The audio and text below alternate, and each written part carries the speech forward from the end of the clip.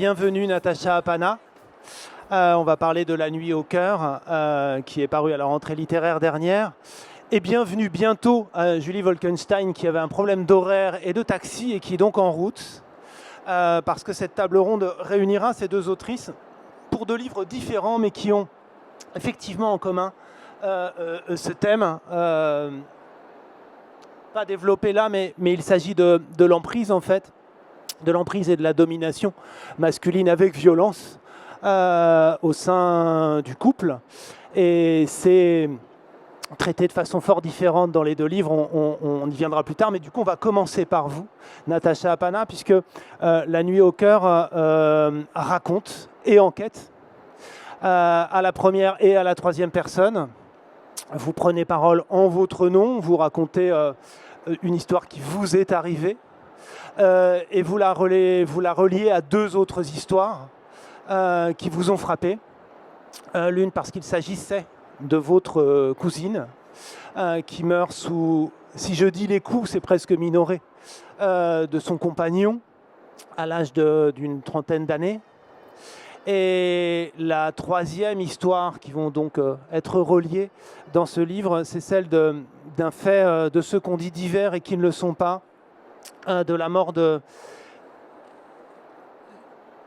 Je ne veux pas me tromper sur son prénom, elle s'appelait Shahnez Daoud en 2021 dans la banlieue de Bordeaux, qui a été incendiée, immolée donc par son mari.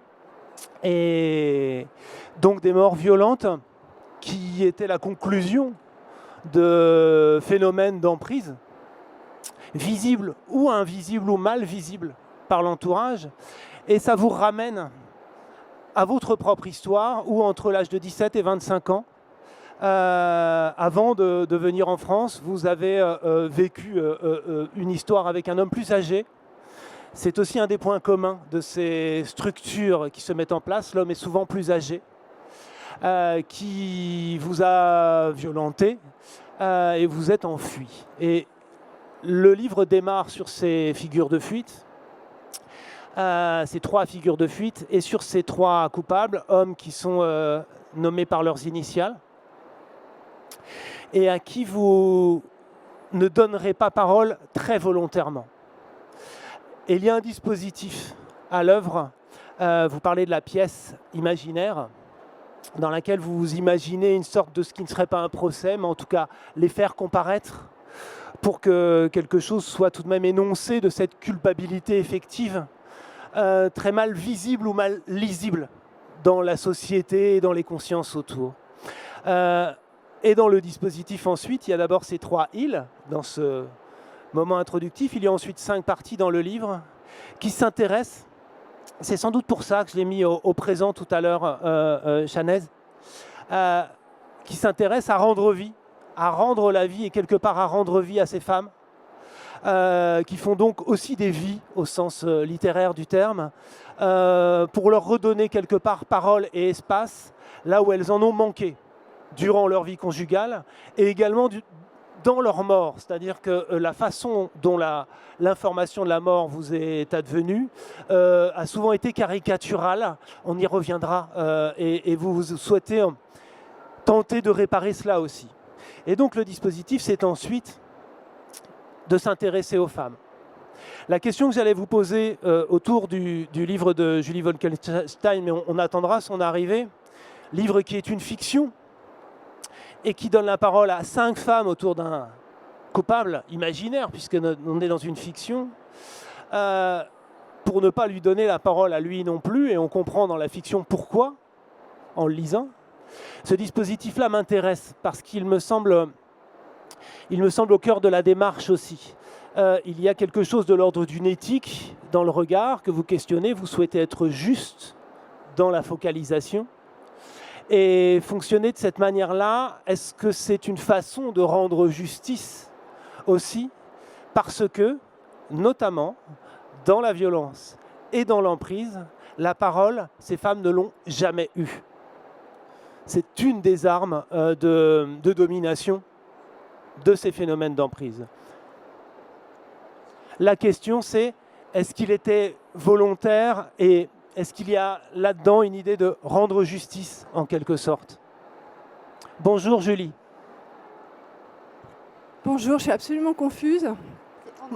J'avais noté l'heure, enfin c'est un acte manqué et je suis confuse d'abord pour vous et pour vous, mais pour moi aussi parce que Jean-Paul Hirsch qui est là va se foutre de ma gueule maintenant pendant 25 ans parce que je lui dis toujours qu'il est stressé, qu'il est trop en avance et là c'est mort pour moi. Là je suis, voilà, désolée. Alors, Natacha, est-ce que vous voulez répondre tout de suite à la question ou est-ce que je fais l'introduction autour du livre de... Voilà, maintenant que vous êtes là, Julie, bienvenue. On a déjà présenté un peu le livre de Natacha et de quoi il retourne, son dispositif d'enquête, et un dispositif aussi de donner la parole aux femmes dans une enquête partant de faits réellement advenus.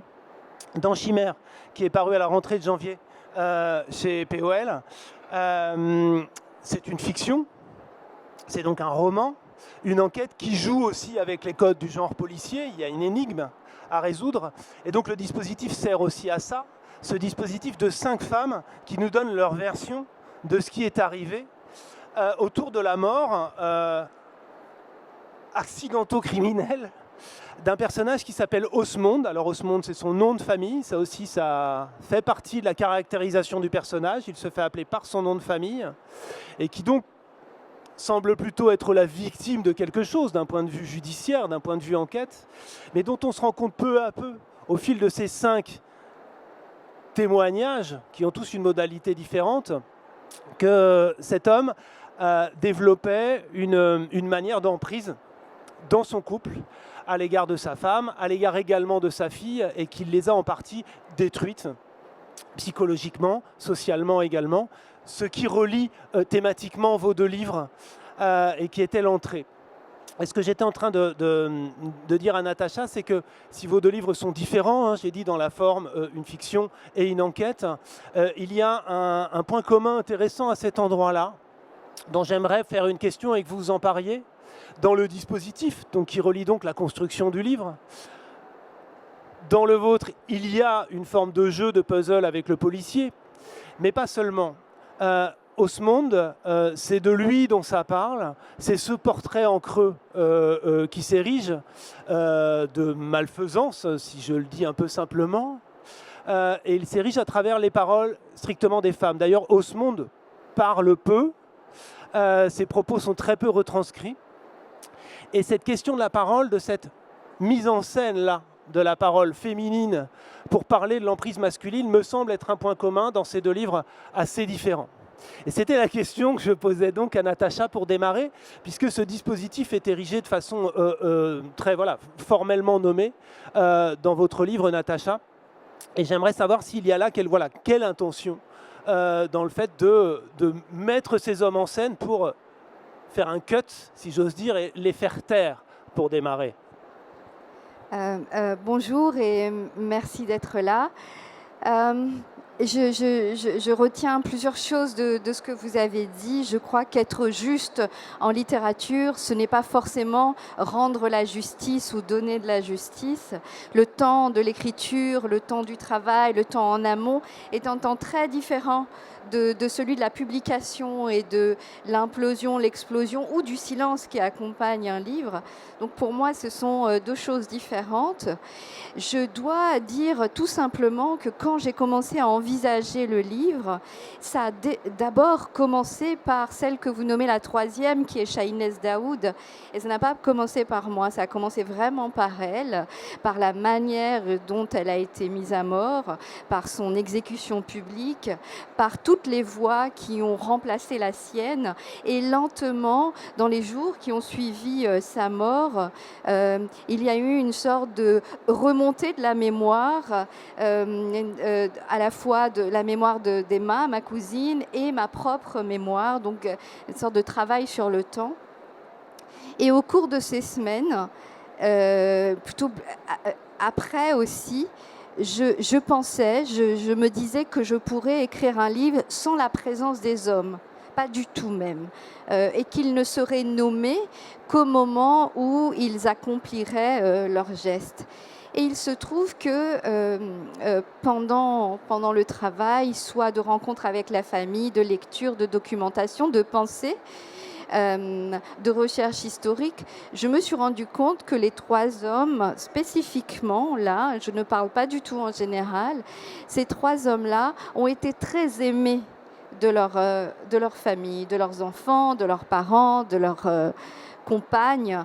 Et le premier chapitre, c'est vraiment pour moi l'occasion de faire un portrait qui ne serait pas le portrait ordinaire de ces personnes-là, dont on a tendance à dire qu'ils ne font que reproduire ce qu'ils ont connu. Qu'ils ne sont que l'héritier d'une violence, d'un comportement, d'une manière de se placer en tant qu'être humain, en tant qu'homme, en tant que frère, en tant que mari, dans une société binaire. Et pour moi, le premier chapitre, c'était vraiment l'occasion pour déconstruire ça, puisque ces hommes-là ne sont héritiers de rien, si ce n'est l'héritier de l'amour. Ils ont été très aimés et que leur geste très violent est un acte personnel tout à fait accompli en libre arbitre et accompli dans une intentionnalité. Donc ce premier chapitre, il est là pour ça. Il n'est pas tant là pour les faire taire, puisqu'ils existent, et ça je n'y peux rien. Ils existent, mais disons pour reprendre le contrôle de l'histoire. Parce que si vous voulez, dans les féminicides conjugaux, quoi qu'on peut en dire, hein, quoi qu'on fasse, quels que soient nos efforts, les voix qu'on entend, ce sont toujours les voix de ceux qui restent. Et ceux qui restent, ce sont les meurtriers. Et donc, pour moi, je voulais retourner à l'ombre, retourner à avant, retourner vers la vivance. Merci. Rebonjour Julie, vous voilà arrivée, atterri. Rebonjour. Donc ce livre, le vôtre, je le disais, est une fiction et il y a 5 femmes qui parlent et qui ne font pas exactement un chœur parce qu'il y a des dissonances. Alors elles jouent autant du niveau intrigue qu'on ne va pas spoiler parce qu'il y a vraiment une énigme autour du secret de famille et des filiations. Avec laquelle le titre a à voir aussi, mais ça, c'est vraiment la révélation finale, donc on le suggère, mais on ne le dit pas. Mais dans le mode de fonctionnement, ces femmes ont toutes été plus ou moins proches du fameux Osmond, dont le portrait s'érige en creux. C'est aussi là où je voyais un point commun à cet endroit-là, alors que dans ce qui s'érige en creux, on remarque que Osmond, la parole, quand il la prend, c'est d'une façon assez autoritaire, en fait. Et c'est là où je voyais un rapport. Hein. C'est-à-dire qu'on pourrait y revenir, Natacha aussi, c'est-à-dire que la parole, telle qu'elle est régie dans le couple, est unilatérale. C'est-à-dire que l'homme, en l'occurrence, ordonne, humilie, etc. Et il a le contrôle de la parole au sein de cet espace couple. Et il me semble que Osmond, alors que son portrait est silencieux, dans les rares fois y compris dès la première rencontre dans une soirée, c'est quelqu'un qui ou pérore, ou déclare, ou administre le sens, mais qui se met en place et en autorité, voire en tyrannie, également par la parole. Alors, vous n'êtes pas le premier homme à me faire remarquer que je n'ai pas fait beaucoup parler Osmond dans mon roman. Mais c'est pour une raison très simple, il est mort. Et alors, vous allez me dire, c'est moi aussi qui ai décidé de le tuer, effectivement. Mais du coup, les survivantes, chez moi, ce sont les femmes. Et donc, ce sont elles qui racontent. Lui s'exprime très peu. En fait, vous dites qu'en effet, la première fois qu'on croise, il pérore. Mais je ne retranscris même pas ses propos parce que ça ne m'intéresse pas du tout. Et les rares fois où il prend directement la parole, c'est essentiellement dans la dernière partie. Il dit des choses épouvantables. Il suffit d'une ou deux répliques, en fait, prononcées de manière directe pour confirmer à quel point c'est vraiment quelqu'un d'ignoble. En fait, il interdit à sa femme vivant en Italie, de rentrer en France parce que son cousin, qu'elle adore, dont elle est très très proche, est en train de mourir du sida. On est en 94 et elle veut le revoir une dernière fois. Et il lui interdit de partir. Et elle ne comprend pas. Elle dit mais il faut absolument que j'y aille. Et là, il se retourne même pas vers elle et il lui dit pourquoi il faut absolument que tu y ailles? Tu as découvert un remède miraculeux contre le sida. Et voilà, pour moi, ça suffisait de lui faire dire une horreur pareille. Et en fait, non, j'avais pas tellement envie de le faire parler. Je ne suis pas en train de réclamer, hein, mais en tout cas de l'observer, parce qu'effectivement, ça produit quelque chose de ce cœur de femme, et ça le produit aussi d'un point de vue narratif, parce que c'est un portrait en creux qui s'érige peu à peu de cette domination qu'il exerce. Et page 107, je vous cite, c'est Amélia, donc sa sœur, qui a la langue bien pendue, qui est voilà, les 5 femmes ont des caractéristiques et des modes de parole très différentes, qui lui dit: je lui ai confirmé que mon frère était incapable d'aimer qui que ce soit, qu'Isabelle n'était en tout à ses yeux qu'un spécimen rare et de grande valeur, un élément de sa collection d'objets d'art, de plus beau certes, mais un objet quand même dont il s'était attendu à pouvoir disposer à sa convenance. Et donc dans cette économie-là de son portrait, ce qui est dit à cet endroit-là, par exemple, dit bien quelque chose de la chosification dans laquelle il met son épouse et sa fille, enfin en tout cas le féminin avec qui il vit. Oui. Alors c'est peut-être quand même le moment de dire, parce que ça s'appelle Femme sous influence, cette rencontre. Et en fait, moi, je suis une femme sous influence. Je suis sous l'influence d'Henry James. J'ai rien inventé. Osmond, c'est un personnage qui existait déjà avant que je m'en serve. Je me suis vraiment, mais allègrement servi de portraits de femmes d'Henry James. J'ai été piocher vraiment tout ce qui me servait. Et ce qui est extraordinaire dans ce roman de James, qui a été écrit il y a presque 150 ans, c'est qu'il y a des passages sur justement ce qu'aujourd'hui on sait mieux décrire, identifier, voir quand c'est possible, essayer de combattre. Et lui, il n'a aucune expérience. Il a 35 ans, Henry James, quand il écrit ce roman. Il n'en aura d'ailleurs pas beaucoup plus d'expérience conjugale ou même amoureuse de toute sa vie. Alors, il a dû observer les gens. Je ne sais pas comment il a fait, mais il raconte du point de vue de celle qui en est victime. À mon avis, il y a les plus belles pages dans ce roman sur ce que ça peut être qu'une relation qui a été une relation d'amour au début, parce qu'il y a un complot, certes, mais enfin, ils sont tombés amoureux quand même, il y a eu un sentiment. Et puis, il y a cette femme qui est forte, qui est puissante, qui est jeune, qui est belle, qui est intelligente, qui pourrait vraiment faire ce qu'elle veut de sa vie, et qui se retrouve coincée, piégée, à moitié volontairement s'obstinant à rester, enfin, toutes ces ambiguïtés. James les décrit magnifiquement. Voilà, c'était pour dire que moi j'étais sous l'influence de James, mais surtout qu'il y a des grands romans comme ça qui, peut-être, surtout quand on les relit maintenant. Ben moi je l'avais lu plus jeune, c'était pas ça forcément qui m'avait frappé. Mais quand on le relit aujourd'hui, c'est une évidence que c'est de ça que ça parle, avec une sorte d'intuition, d'empathie, de prescience, je ne sais pas comment appeler ça, qui est extraordinaire. Vous avez dit coincé, piégé. Là, Natacha, je voudrais vous revenir vers vous pour vous demander comment ça opère effectivement dans le livre, différemment dans les 3 histoires, parce que vous essayez de reconstituer, de voir comment le piège s'est organisé. Alors d'abord, vous regardez et objectivez la jeune fille que vous étiez, sa naïveté, comment tout ça s'est mis en place. D'ailleurs, il y a la question comment ça commence, enfin essayer de trouver comment ça se met en place, alors qu'au départ, ça n'est pas censé être ça, la promesse notamment du premier amour. Et dans les 3 histoires, vous essayez de l'observer. Et est-ce qu'on peut en tirer une quelconque généralité ou est-ce qu'il y aurait une loi de l'emprise à cet endroit-là, sur le piège qui se referme? Non, je pense que si on pouvait en tirer une quelconque généralité, on serait tous et toutes à l'abri. Ici, il s'agit de trois femmes. C'est un livre aussi sur le temps. C'est un livre sur 3 femmes. Il n'y a que dans un livre littéraire où on peut contracter le temps, où on peut faire en sorte qu'elles se parlent, où on peut faire en sorte que leur destin, leurs désirs se répondent. Moi, ce qui m'intéressait, c'est cette chose qui est comment l'amour peut se transformer en la mort. Au nom de quoi quel est le mécanisme qui fait qu'un jour on a aimé quelqu'un, qu'on a fondé une famille, qu'on installe ce qu'on appelle la conjugalité, la domesticité, et que cette chose-là, la conjugalité, vire à l'aigre et vire à la mort. Et pourquoi, dans ces cas de féminicide conjugal, ça dépasse l'emprise, ça dépasse le contrôle coercitif, puisque ça mène à la mort.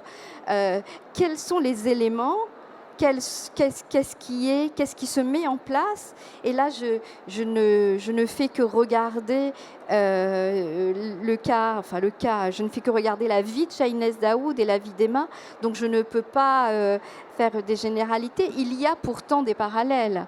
Il y a pourtant des parallèles dans, chez les hommes, une confusion du désir du corps et de l'appropriation de ce corps-là. Souvent, ça se cristallise, la violence se cristallise au moment où la femme veut s'en aller.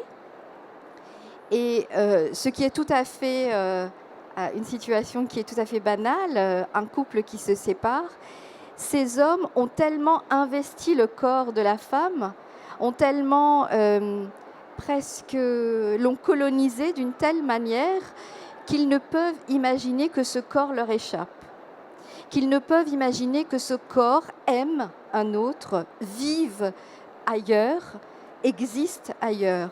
Et c'est pour cela que les féminicides conjugaux se terminent toujours avec, de manière très très brutale, de manière punitive, de manière barbare. Parce qu'il y a cette pensée qui est, puisque ce corps n'est plus le mien, eh ben, il n'appartiendra à personne d'autre. Je vais le défigurer, je vais l'enterrer, je vais le brûler, je vais le rendre méconnaissable même en tant qu'être humain. Je crois que, et je pense que la littérature, elle est là pour ça, c'est pour éviter le côté très linéaire des choses. Un cas ne ressemble pas à un autre, d'y apporter à la fois de la nuance, d'y apporter de la complexité, d'y apporter du contexte. Le contexte de Shahinez Daoud n'est pas du tout le contexte d'Emma et n'est pas du tout mon contexte.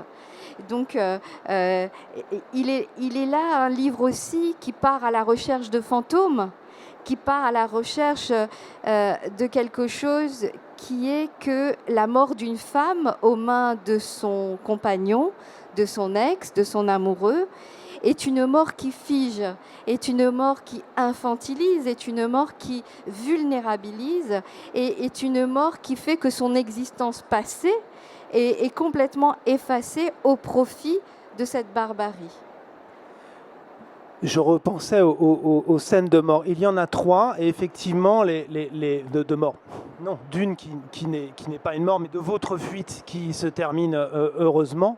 Mais des scènes de fuite qui nous marquent aussi en tant que lecteurs. Et ça aussi, c'est la puissance de la littérature. C'est-à-dire que cet ineffable-là, il nous en reste des images. C'est-à-dire que vous écoutant, parler, réfléchissant, je revois, et j'imagine que ça peut être le cas de certaines d'entre vous, l'effroi dans lequel nous met votre description aussi précise que possible de ces morts. Et je repense de ces morts, de ces fuites, de cette figure de fuite dont l'une se finit dans la mort, dans la course, avec une voiture derrière, et cette double figure de l'automobile, de l'homme au volant, de la femme qui court, dans 2 des cas sur 3, est extrêmement frappante. Oui, dans 3, puisque Shahinez Daoud, son mari l'a attendue dans une voiture, elle l'a déjà séquestrée dans une voiture.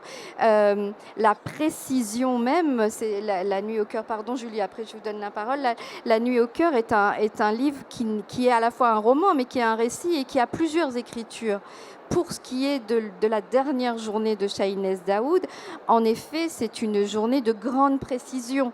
Chaque minute de cette journée, elle est documentée. J'ai pu consulter des documents, j'ai pu aller chez elle, j'ai pu regarder des choses, si vous voulez. Alors que la journée d'Emma, enfin la nuit d'Emma plutôt, elle est tombée dans un silence. Il n'y a rien. Il n'y a rien, et moi je n'ai fait que recouper, et je n'ai fait qu'écrire sur le silence et sur cette mémoire tombée complètement dans un trou. C'est un trou de la honte, c'est un trou qu'a continué à creuser sa mère, les années, ses fils, et qui est aujourd'hui encore creusé, pelleté par pelleté. Donc je dirais que les deux dernières journées ne sont pas tout à fait les mêmes. Et ça, c'est Comme je disais, c'est un livre sur le temps, et le temps d'Emma, je dirais que pour elle, son féminicide conjugal est un féminicide réussi, puisque le féminicide conjugal, l'intention, c'est l'effacement total. Et elle, c'était... Voilà, c'est presque réussi, puisqu'elle n'existait, on ne se souvient même plus de sa date d'anniversaire, son nom n'était plus dit, voilà, rien de ce qui faisait qu'elle était une femme forte, une femme moderne, une femme qui a élevé 3 enfants, une femme qui avait créé sa propre entreprise. Tout cela avait disparu avec elle. Merci. Et donc vous avez enquêté, et j'en reviens au livre de Julie, où il y a une femme policière qui est spécialisée, donc qui est une héroïne de fiction, alors, qui est spécialisée dans ce qu'elle appelle féminicide, et qui est alors encore un terme nouveau dans les années 90. Elle n'est pas chez Henry James, elle. En fait, je voulais écrire un roman policier, je voulais tuer ce personnage d'Henry James parce qu'il le mérite vraiment, mais je ne voulais pas que ce crime soit puni. C'est-à-dire, je ne voulais pas que... Je voulais que... Je ne peux pas trop spoiler, parce que c'est quand même un peu un roman policier, mais voilà, je voulais que ça passe effectivement pour de la légitime défense et que la coupable ne soit pas inquiétée. Je voulais la sauver aussi. Mais du coup, il fallait quand même que ça soit plausible, un peu d'un point de vue policier. Et j'ai inventé ce personnage d'inspectrice qui est très en avance, en effet, parce que dès les années 90, d'abord, le mot féminicide existe à l'époque en italien. Et 77, je crois. Oui, depuis 77 en Italie. Et il se trouve qu'en plus, ce personnage que j'ai inventé, elle a beaucoup travaillé dans un secteur de la police italienne qui ne traitait que des problèmes, justement, des crimes commis contre les femmes. Donc elle est particulièrement, disons, sensibilisée et alertée là-dessus. Moyennant quoi, elle a une vision, du coup, erronée de ce qui s'est passé, parce que pour elle, oui, c'est la femme qui a balancé Osmond par-dessus un pont, elle a réellement été agressée. C'est toujours, elle dit quelque chose comme « ce sont toujours les hommes qui tuent les femmes ». Enfin, elle a d'ailleurs parfaitement raison d'un point de vue statistique, mais moi, il fallait que je me serve de son erreur pour que ma coupable, que ma meurtrière, car c'en est vraiment une, s'en sorte à peu près indemne. Mais c'était... Du coup, je me suis un peu documentée. C'est vrai qu'en Italie, on pourrait croire que l'Italie est un pays plus macho et plus sexiste et plus... En tout cas, ce qui est frappant, c'est qu'il y a eu des livres parus dès la fin des années 70 sur les viols, sur les féminicides, et donc une prise de conscience peut-être un tout petit peu plus précoce qu'en France, par exemple. Et d'ailleurs, c'est pour ça que je vous amenais vers elle, puisque vous êtes documentée et qu'elle a une fonction de documentation à un moment du livre aussi, dans ce qu'elle raconte. Elle parle du féminicide et elle explique techniquement ça, c'est-à-dire que ce qui est la violence fatale, la violence préexiste parfois, mais pas dans violence physique, préexiste parfois, mais pas dans tous les cas de figure. Mais la violence fatale surgit quand la femme veut s'en aller. Et c'est aussi en ce sens-là où je parlais de piège au début, et ce qu'on constate à la lecture du livre de Natacha, c'est-à-dire qu'il y a quelque chose qui se referme absolument. Et si la femme s'échappe, si elle trouve le moyen, les jambes aussi bien que la possibilité mentale de s'en aller, c'est à ce moment-là que surgit le meurtre. Oui, alors moi je suis tout à fait d'accord avec Natacha. Je pense que d'une manière générale, les généralités c'est compliqué et la littérature n'est pas le lieu où on est là pour les faire. Maintenant, j'imagine qu'une inspectrice de police, elle travaille sur des statistiques, elle travaille sur des données et effectivement, elle, ce qu'elle constate, c'est qu'il y a plus de crimes commis contre les femmes pendant les jours fériés, pendant les week-ends, quand elles sont... à supposer qu'elles travaillent, en tout cas quand elles sont en contact permanent avec leurs conjoints, elle a toutes sortes de données comme ça sur que en effet les hommes peuvent devenir encore plus violents quand les femmes tentent de les quitter. Enfin, toutes ces données, elle les a, parce que ça, j'imagine que ce sont des données effectivement, même si voilà, on peut pas les appliquer à tous les cas, mais qui sont répertoriées. Et autre point commun de détail, mais qui n'en est pas, me semble-t-il, si on regarde les choses, c'est que ce qu'il se passe, c'est qu'il y a une forme de stratégie de mise en place d'éloignement de la femme, de ses aspirations sociales, de ses liens sociaux, de ses amis, qui passe aussi par le truchement de manipulation administrative. Et ça, on pourrait y revenir avec Natacha après, parce que dans le cas de Shiny, c'est extrêmement patent, c'est extrêmement notable dans ce qui s'instaure. Et là, dans la fiction, certes, et dans l'intrigue, à un moment, il y a une manip d'Osmond autour de papier, en fait. Et donc, cette double empêchement-là, c'est-à-dire que éloigner la femme de ses relations sociales, en l'occurrence, pour Isabelle, c'est aussi ses aspirations. Elle ne peut pas s'émanciper socialement alors qu'elle promettait, si j'ose dire. Et il s'agit aussi de coupler ça à un empêchement administratif, si nécessaire. Oui, alors je suis toujours aussi embêtée à l'idée de spoiler des choses qui pour moi étaient des ressorts. Il ne faut pas tout le dire, mais c'est vrai que c'est aussi ça témoigne de la mise en place. C'est aussi pour ça, je le dis de la manière la plus elliptique possible, c'est aussi pour ça que le crime a lieu en 94. Alors c'est pour des raisons, c'est parce que l'héroïne c'est une femme de ma génération, elle a une vingtaine d'années à cette époque-là, enfin il y avait d'autres raisons. Mais je voulais absolument que le crime ait lieu à l'époque que la plupart d'entre vous n'avez pas connu, que nous avons un peu oublié, où on ne pouvait pas, en principe, franchir une frontière en Europe sans passeport. Avant l'espace Schengen en gros. Donc moi j'ai connu ça dans mes premiers déplacements comme ado ou comme jeune fille. Je voulais absolument que ça joue un rôle voilà, dans l'emprisonnement, enfin oui, dans le fait qu'elle soit plus libre de ses mouvements, voilà, qu'il y ait ce problème administratif dont elle va quand même se dépêtrer. Et Natacha, ça c'est quelque chose qui dans le cas de Chinese est vraiment presque machiavélique. C'est Chinese. Chinese, pardon. Non, je pense que dire exactement les noms, c'est important.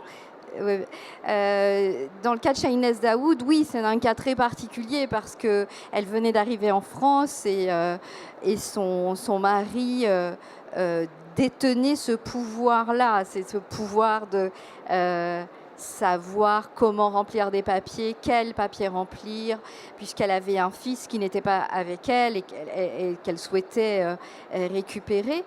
Moi, je souhaiterais revenir sur l'isolement, parce que l'isolement n'est pas le premier pas, mais c'est un des premiers pas, c'est-à-dire se couper lentement des amis, de la famille, du travail, des relations qu'on peut avoir. Ça participe de la surveillance, ça participe d'une sorte de présence au quotidien et en permanence. Beaucoup de ces hommes parfois, je me demandais s'ils avaient même la capacité d'omniscience, parce qu'ils étaient là tout le temps. Tout le temps. Ils trouvaient même... quand le livre est sorti, j'ai eu des rencontres en librairie et j'ai eu des conversations avec des policiers qui me disaient combien ce moment tellement délicat de la prise de plainte d'une femme qui vient porter plainte contre son amoureux, son ex, son mari, son conjoint, et combien ce moment-là est un moment délicat pour eux, parce que dans beaucoup de cas, alors je ne pourrais pas dire les statistiques, ces femmes viennent porter plainte et leur mari les attendent dans la salle d'attente. Il y a quelque chose de très pervers à ça, c'est de dire, mais bien sûr, tu veux porter plainte, vas-y, je t'accompagne. Tu as vu comme je suis un homme à l'esprit ouvert. Je t'accompagne, je te conduis en voiture et je t'attendrai dans la salle d'attente du commissariat. Mais il y a là tous les ingrédients de cette chose, ce sentiment qui est la peur, qui s'insinue là. Donc, elle porte plainte. Et elle sait que, quand elle va rentrer à la maison, c'est son mari qui va la conduire à la maison. Et les policiers aussi savent ça. Tout ça, ça participe d'une sorte d'isolement. De contrôle, à la fois de presque le contrôle de sa colère. Je comprends que tu es en colère, je comprends que tu veuilles porter plainte contre moi. D'ailleurs, je t'accompagne. Oui, et quand je parlais du monopole de la parole, il joue à cet endroit-là aussi, c'est-à-dire que c'est comme si dans le conflit qui devrait pouvoir se régler en justice, l'homme avait toutes les cartes en main à ce moment-là, y compris le regard de la société. C'est-à-dire que dans le cas de Chinese, il y a des erreurs policières. mais elles ne sont pas que des erreurs, des gaffes, enfin des maladresses. Elles s'insèrent, me semble-t-il, dans un regard de complaisance à l'égard du mari et pas de la victime. Alors ça, je dirais pas quelque chose de définitif là-dessus. Je pense que la manière dont Chahinez a avancé vers sa mort, il y avait un côté terriblement inexorable. Et pour la romancière que je suis, pour l'écrivain de fiction que je suis, puisque c'est un de mes premiers livres qui est de la non-fiction, j'étais tellement accablée par ce fait de la non-inexorabilité des choses. Elle avançait lentement et tout était fait pour qu'il puisse la trouver. C'est une série de dysfonctionnements. C'est une sorte de petit grain dans la machine, constant, réguliers, qui ont fini par non seulement émousser sa parole, mais émousser sa volonté aussi de dire les choses. Il y a eu un manque de communication entre plusieurs services. Le policier qui a pris sa plainte était lui-même accusé de violence conjugale. Mais quand même, quand je dis quelque chose, entre guillemets, déconne à cet endroit-là, c'est frappant. Oui, mais je veux dire, ce n'est pas spécifique à Chahinez Daoud. Ce n'est pas spécifique à son cas. C'est spécifique à parfois des dysfonctionnements, mais il y a des efforts qui sont faits. Ce n'est pas, voilà. Et moi, si vous voulez, ce côté très comme quelque chose qui a été écrit par avance, je ne voulais pas l'affronter. Et même de manière plus, je dirais, géographique, la rue où vivaient Chahinez et son mari et ses enfants est une rue très passante. J'y suis allée un nombre de fois incalculable. C'est un quartier résidentiel, il y a toujours quelqu'un. Toujours. Et pourtant, entre 18h et 18h30, ce jour-là, il n'y avait jamais personne. Donc il y avait quand même pour moi, quelque chose de terriblement accablant qui disait à la fois l'échec de notre système, l'échec de notre humanité, mais l'échec du soutien aussi autour d'elle et sa grande solitude jusqu'au bout. Et l'idée n'est pas de s'intéresser qu'au criminel parce que ce serait lui donner une trop grande place, mais ce que vous constatez quand même, c'est quand je disais quelque chose se met en place, je repensais, et là s'il s'agit de votre histoire à vous, sur les dispositifs de surveillance où on est plus effaré que face à une fiction, c'est-à-dire que la manière dont s'organise la surveillance réelle, le fait de partir du domicile puis de revenir, c'est quand même des stratagèmes dignes de romans policiers que met en place l'oppresseur. Mais les romans policiers ont toujours dit une certaine vérité de notre société. Ils ont toujours su attraper la noirceur, ce grain pervers que nous avons.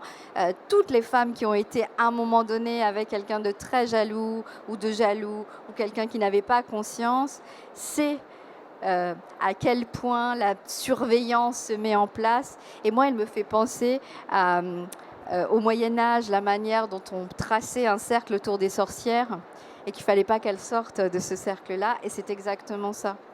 C'est une spirale qui se met en place. Et c'est une spirale qui a la forme d'un piège, qui a la forme d'un filet et qui a la forme d'un nœud.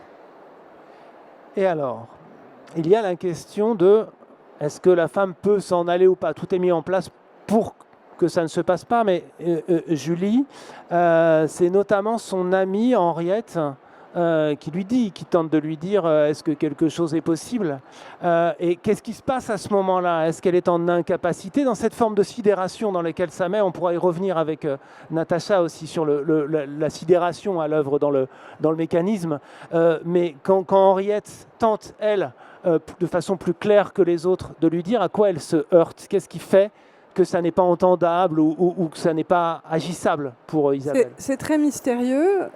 C'est très mystérieux. Le roman de James, en fait, s'achève au moment où Isabelle, après avoir quand même désobéi à son mari, justement pour... Alors, c'est pas le sida dont il meurt, son cousin chez James, évidemment, parce que c'est 100 ans plus tôt.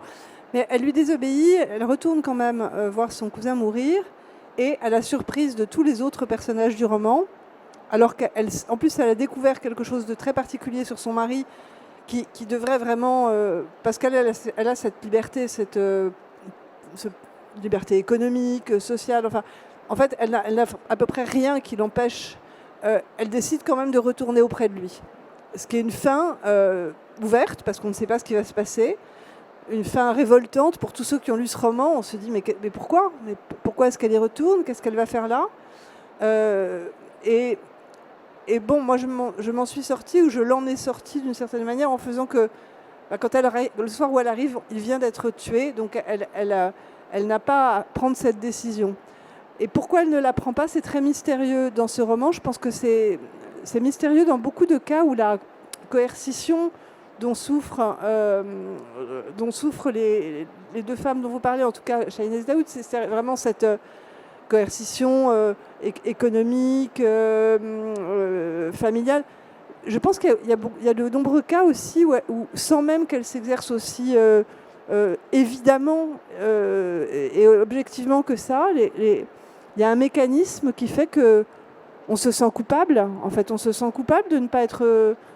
c'est ce que dit Isabelle, plus ou moins. Elle dit, mais moi, j'ai cru à cette histoire d'amour, c'est moi qui ai choisi cet homme. En fait, une sorte de fierté aussi, de ne pas vouloir reconnaître qu'elle s'est trompée. Pour moi, ça reste mystérieux, même après avoir repris ce personnage et me l'être approprié autant que possible. C'est cette difficulté à partir, même quand voilà, les conditions ne s'y opposent pas de manière aussi brutale que dans le livre de Natacha. Il y a la question de l'espèce de brillance sociale, la figure d'artiste d'Osmonde. Est-ce que ça continue, d'après vous, de jouer sur elle alors qu'elle subit l'envers, enfin, dans la domesticité, la violence et la face noire de cette apparence socialement flatteuse? Alors, s'il y a un point commun quand même entre elles, qui est un personnage doublement de fiction, puisque de fiction chez James, de nouveau de fiction chez moi, et les trois femmes du livre de Natacha, si je m'en souviens bien, c'est qu'elles sont assez jeunes. Et non seulement elles sont jeunes, mais en tout cas pour Isabelle, pour l'Isabelle de James comme pour la mienne, et peut-être en partie pour vos héroïnes, parce que autant leur donner ce statut-là, parce qu'en littérature elles le sont, donc voilà. Il y a la jeunesse, et puis il y a ça c'est très nouveau comme prise de conscience pour moi, mais il y a une forme de formatage romanesque, cinématographique, qui fait que à cet âge, jeune, 20, 25 ans, on peut se raconter vraiment des conneries sur les relations avec les hommes, se raconter que c'est plus excitant, c'est plus passionnant, c'est plus palpitant, s'il se joue quelque chose d'un peu, disons, compliqué.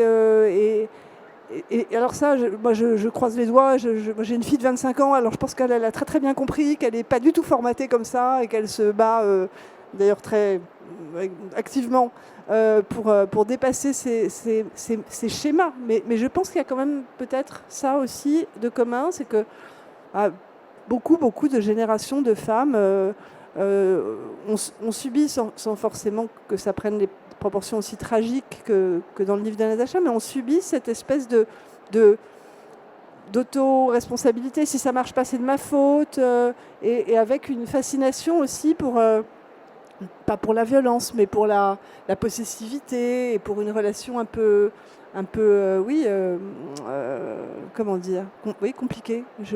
Voilà, c'est sans doute générationnel, et je souhaite que ça décline et disparaisse. Mais je l'évoquais au début, la différence d'âge, Natacha. Elle est à l'œuvre dans au moins 2 des histoires, dans la vôtre notamment, et vous enquêtez dessus, et vous êtes allé requérir des témoignages pour essayer d'y voir clair sur parce que voilà, vous étiez une jeune fille à l'époque, et on ne pense pas pareil avec l'effet du temps, sur cet aveuglement, sur cette naïveté-là, et c'est pour ça que je faisais un lien, c'est qu'il y a le terme de mentor qui apparaît. l'une de ses anciennes copines lui dit, ben voilà, vous dit, je parle du personnage pour le coup, parce que vous existez toutes les trois aussi comme des personnages, y compris vous et votre histoire pour le lecteur. Mais il est question d'un mentor. L'influence, elle se joue à cet endroit-là aussi. La brillance, elle se perpétue à cet endroit-là, dans la domination à l'intérieur du couple, mais peut-être aussi à l'extérieur. Elle participe aussi de l'aveuglement social, de l'empêchement à en sortir. Alors ça, c'est spécifique à mon histoire. C'était quelqu'un qui était très respecté, qui était considéré comme étant un grand poète. Donc il était, voilà, il avait comme ça, il avançait dans la vie avec énormément de confiance et j'avais beaucoup d'admiration pour lui. Donc, et aujourd'hui encore, il est considéré comme quelqu'un voilà, de brillant, de talentueux. Et on m'a dit, voilà, il a été pour beaucoup un mentor, un gourou. Mais la différence d'âge, enfin, pour Chahinez et pour son mari, elle est explicable par le fait que Chahinez a déjà été mariée. C'est son deuxième mariage et lui aussi. Ça, pour moi, cette différence d'âge-là, je veux dire, si on veut comparer à la mienne d'histoire, elle n'est pas du tout sur le même, je veux dire, obéissant au même mécanisme. Moi, j'avais 17 ans. Chahinez, elle était beaucoup plus âgée. Elle avait déjà 2 enfants. Elle vivait une vie, elle travaillait, elle était déjà divorcée. Elle avait divorcé une première fois. C'était quand même, en Algérie, faire montre d'une certaine volonté. Et Emma, c'est tout à fait autre chose. Elle s'est mariée à quelqu'un de son choix, elle en avait 20. Donc je ne crois pas qu'on peut là placer un parallèle, si ce n'est, enfin pas de parallèle, mais si ce n'est parler de ça en ce qui me concerne précisément.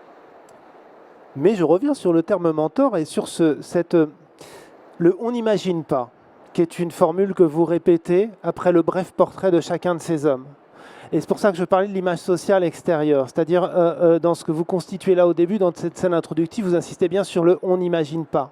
Et ce « on n'imagine pas » qui participe de la silenciation de ces femmes et de ce fait qu'il y a silence autour, il y a une forme d'assentiment et elles ne peuvent pas s'échapper. Enfin voilà, une main ne peut pas se tendre parce que quelque chose fait masse. Alors là, ce « on n'imagine pas » du premier chapitre, il est très précis. Il est vraiment face à tout ce que j'ai pu encore entendre sur ces hommes-là, sur la miséricorde et sur la pitié, le chagrin même qu'on peut leur accorder après leur crime, en disant c'était un bon voisin, c'était un bon père, c'était un bon fils, c'était un ami formidable, c'était un voisin magnifique, c'était quelqu'un qui faisait bien ça, il écrivait bien. C'est pour cela, je dis, on n'imagine pas. Ils sont encore, même si les femmes sont comme figées dans une mort horrible, défigurées dans quelque chose, eux, ils ont encore quand même une... comment dire, il y a un grain de douceur encore sur eux. Comme si la société acceptait de séparer deux choses, de se dire, et ça je pense, mais bon, ça vient vraiment de tout ce qu'on a en nous, de ce qui constitue le crime passionnel. Avant, le féminicide conjugal s'appelait le crime passionnel. Et le crime passionnel, ça veut dire que les deux sont coupables. Il y a la notion de co-responsabilité et même parfois la notion d'inversion de responsabilité. Je pense qu'il y a quelque chose là, aujourd'hui, en 2026, qui reste encore. Merci. Et on approche de la fin. Et comme Julie parlait de sa fille et de la transmission en fait de ça, de génération, et comme vous parlez du temps et du passage du temps et de ce que ça fait, et comme il y a un bandeau qui précise que vous avez eu le prix Goncourt des lycéens cette année, Natacha, j'aimerais juste finir là-dessus, une question là-dessus, sur la question de la transmission de façon effective. Vous avez donc rencontré des jeunes, ils vous ont décerné un prix.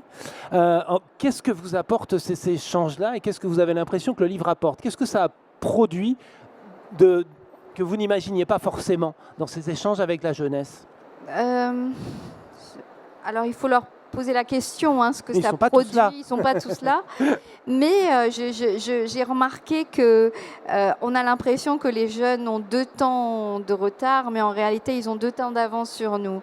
Quand ce livre était en liste pour le Goncourt et le Goncourt des lycéens, on me disait « Ah, mais il est dur ce livre, comment est-ce que les jeunes de 17 ans… » Et j'ai l'impression que les adultes ont beaucoup plus de mal à rentrer dans la nuit au cœur que les jeunes ont du mal à rentrer à la nuit au cœur. On n'imagine pas combien ils sont au centre des choses, à l'école, au sport, dans la société, par les réseaux sociaux. Ils voient de manière décuplée, exponentielle, tout ce que nous, parfois, on a du mal à toucher du bout des doigts. Eh bien, merci beaucoup. Merci à toutes les deux. Merci de votre attention. Vous pouvez retrouver les 2 autrices au stand éditeur, donc Gallimard pour Natacha Apana et POL pour Julie Wolkenstein. Et signaler, puisque je n'ai pas pu faire l'introduction en même temps, que quasiment l'ensemble de votre œuvre à chacune, dans chacun des cas, est publié chez un même éditeur, ce qui dit quelque chose du rôle de l'éditeur et de la fidélité éditoriale et de ce que ça apporte pour illustrer d'autres débats de ces jours. Merci à toutes les deux et merci pour vos livres. Et merci de votre attention.